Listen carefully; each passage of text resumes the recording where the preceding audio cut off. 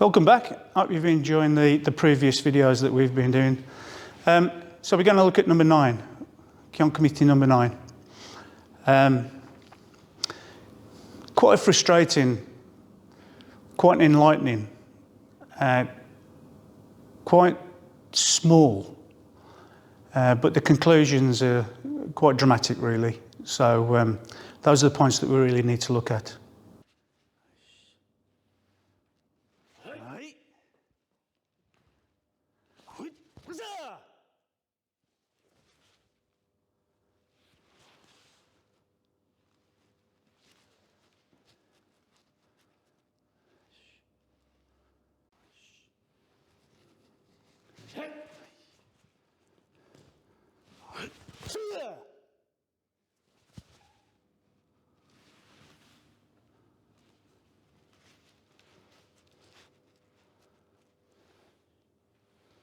Break down. Take your tate. This time you really try not to move this arm. When you're going to do the uke, you actually move you change your tate seishan. So can you see I'm still more or less in my same position, fighting position, but I've just gone offline. The attack is coming up and over. So we move, but we try and leave this where it is. If I take it again, we've kept the same position. Then we move out. So what you're trying to do is keep your tate seishan and your arm, and you're not trying to sword fight with the arm. You're literally trying to just change position. Not flailing the arm around, trying to block. Yeah.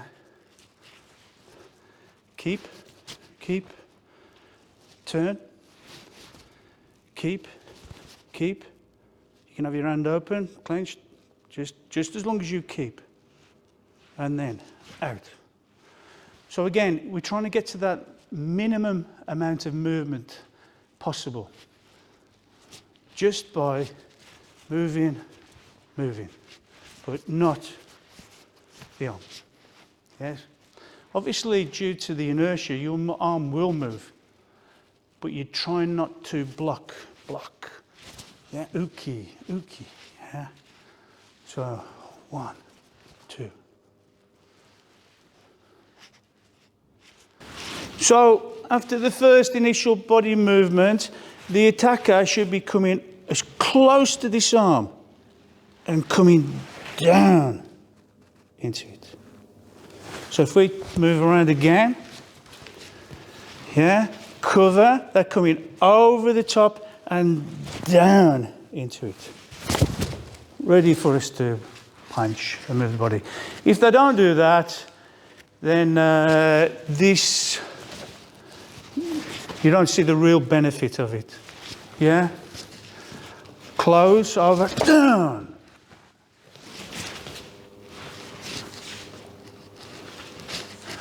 Try not to hit the person, please. Okay. Use your punch bag or kick bag. Yes, thank you. Aye.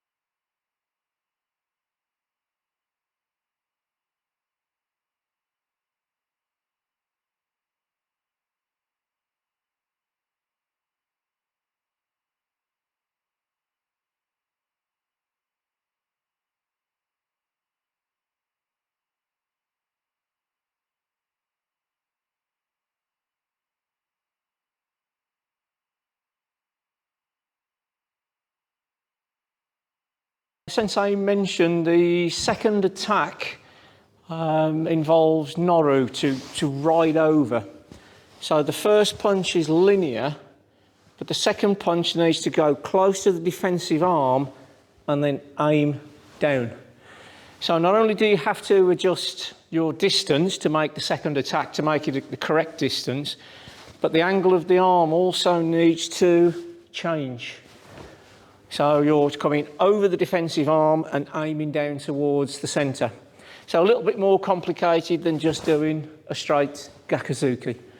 So that's for uke to work on. Something we've maybe not touched on previously, but once you start to get comfortable with these is intensity. Eventually you need to make them into fighting techniques and try and make them as realistic and as fast and as powerful as you can. Now obviously you're not trying to injure each other, so it takes a while to build up this confidence and this skill set to be able to go full speed, full power and still not make contact. But you need to ramp this up. You need to try and simulate as much as possible real combat. And to do that, you need to start to up the intensity.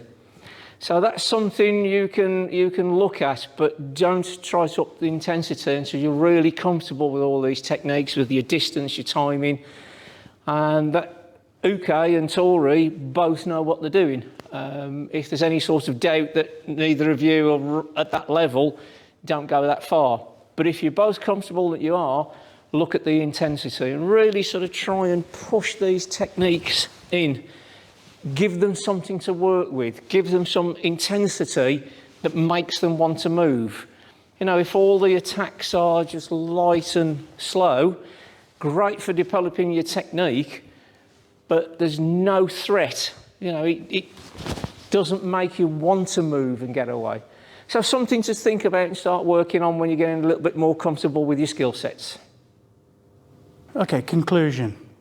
Number 9 should give you the confidence that you don't have to block, but just by moving your body and leaving your arms there, you will be able to defend.